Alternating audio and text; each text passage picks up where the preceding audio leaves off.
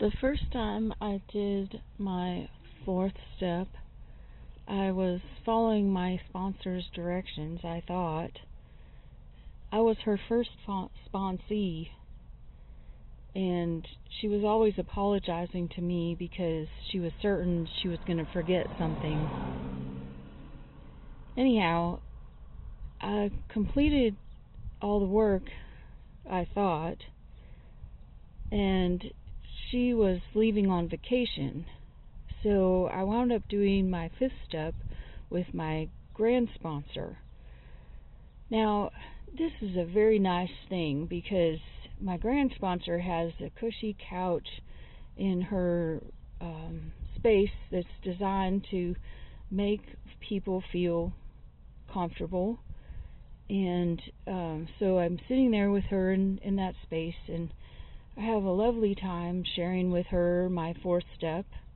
I know that kind of sounds funny, but it was really nice. She made me feel comfortable and at ease, sharing with me some of her experience, strength, and hope that was relevant to my life experience up to that point. So I get done sharing everything with her, and she says, "Well, that was really good, but I think you left something out." And immediately I throw my sponsor under the bus, saying that she must have forgotten to tell me something. So my sponsor didn't have her big book available. So she said, "Oh, look, you have yours there."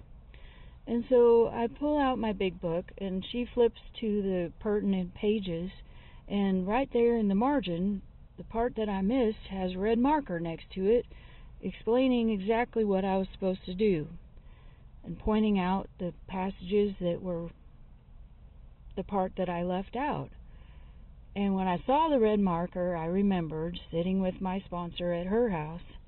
Now, she has several children and couldn't keep markers to save her life. And so the only marker we could find was this red marker. And that's what she used to write in the margin of my big book. So I owed my sponsor an amends for throwing her under the bus, and I had some more work to do. And fancy that, it was the fear inventory and the sex inventory. And so my grand sponsor reiterated what the instructions were, and I went off to do the work, and it was highly enlightening to do that process. And I was kind of glad to just do the fear inventory and the sex inventory sort of by themselves without all that other garbage I had already released in the fifth step with my grand sponsor. Now I finally complete this work, and again, my sponsor's not available. She's off visiting family in California. I was living in Oregon at the time. And I wound up going on a camping trip with a bunch of AAs. One of my sponsee sisters wound up hearing the rest of my fifth step on the side of a river. And then more than a babbling brook, but quite a noisy river anyway. The white water was quite nice to sit next to, and shade of some trees in the summertime. And I let go and released all of that garbage. You know, working the fourth step a lot of times gets a bad rap in the meetings, but I have to tell you, especially the fear and the sex inventory, being able to talk about those fears out loud and somehow it takes the power out of them, right? And you see them for what they really are. I should speak for myself. I saw my fears for what they really were, and I realized that they turned out to be boogeymen.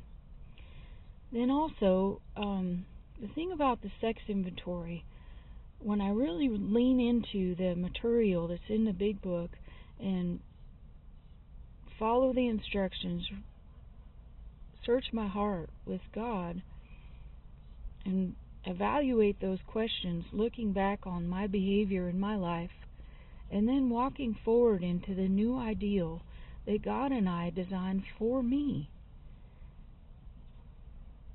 It freed me from a lot of behavior and expectations that I had on myself and others, and allowed me to get to a place where I could have a true relationship with another human being.